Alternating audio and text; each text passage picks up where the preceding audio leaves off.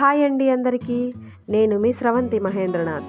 ఈరోజు మనం ఈ వీడియోలో రాయలసీమ స్పెషల్ రాగి సంగటికి ది బెస్ట్ కాంబినేషన్ నాటుకోడి కూర ఎలా ప్రిపేర్ చేసుకోవాలో చూసేద్దామా. ముందుగా స్టవ్ వెలిగించి కుక్కర్ పెట్టుకుని 4 స్పూన్ల నూనె వేసుకోండి. ఇప్పుడు ఇందులో ఆవాలు, జీలకర్ర, 2 ఎండుమిర్చి వేసి వేపండి. ముందుగా గ్రైండ్ చేసి పెట్టుకున్న టమాటా, ఆనియన్, అల్లం వెల్లుల్లి, పచ్చిమిర్చి పేస్ట్ని కూడా వేయండి.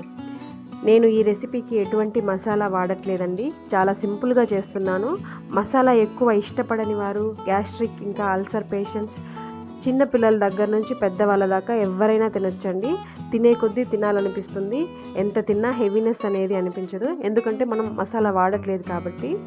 ఇప్పుడు టమాటా పేస్ట్ పచ్చివాసన పోయేదాకా బాగా వేపుకోండి. ఇందులోనే చిటికెడు పసుపు, కరివేపాకు కూడా వేయండి. ఇప్పుడు ముందుగా వాష్ చేసి ఉప్పు, కారం, ధనియాల పొడి వేసి కలిపి పెట్టుకున్న నాటుకోడి ముక్కల్ని ఇందులోకి వేసి నీచు వాసన పోయే వరకు వేపుకోండి. ఒకసారి బాగా కలుపుకొని మూత పెట్టి ఒక 10 నిమిషాలు మగ్గనివ్వండి. ఆ టొమాటో పేస్ట్లో ఉండే ఫ్లేవర్ అంతా ముక్కలకి బాగా పడుతుంది. ఇప్పుడు మూత తీసి బాగా కలుపుకొని తగినన్ని నీళ్లు పోసి ఇంకొకసారి కలుపుకొని 3 to 4 విజిల్స్ రానివ్వండి. మూత పెట్టాక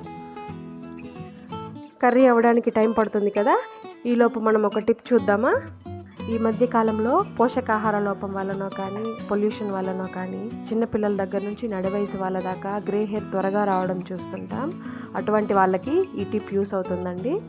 ఒక 1/2 లీటర్ కొబ్బరి నూనెలో 15 నుంచి 20 మందారం పువ్వులు, ఆకులు, అలాగే కాసిన్ని మెంతులు తీసి ఒక 15 నుంచి 20 నిమిషాల వరకు వేయించండి.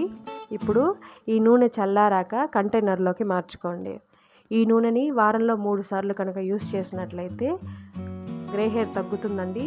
ఫ్రీక్వెంట్గా యూస్ చేస్తూరండి. ఒక 2-3 టైమ్స్ వాడి ఆపేయకుండా కన్సిస్టెంట్గా వాడుతున్నట్లయితే గ్రే హెయిర్ తగ్గుముఖం పడుతుంది. ఇంకా రెసిపీలోకి వెళ్దామా. కుక్కర్ ఆవిరి చల్లారాక మూత ఓపెన్ చేసి ఉప్పు, కారం చూసుకొని అడ్జస్ట్ చేసుకోండి. కర్రీ కాస్త చిక్కపడే వరకు ఉడికించండి. కర్రీ దగ్గరగా వచ్చాక కొత్తిమీరతో గార్నిష్ చేసుకొని కర్రీ బౌల్లోకి తీసుకోండి. అంతేనండి, రాయలసీమ స్పెషల్ నాటుకోడి పులుసు రెడీ. టిఫిన్స్లోకి, రైస్లోకి బాగుంటుంది. సంగటితో అయితే బెస్ట్ కాంబినేషన్.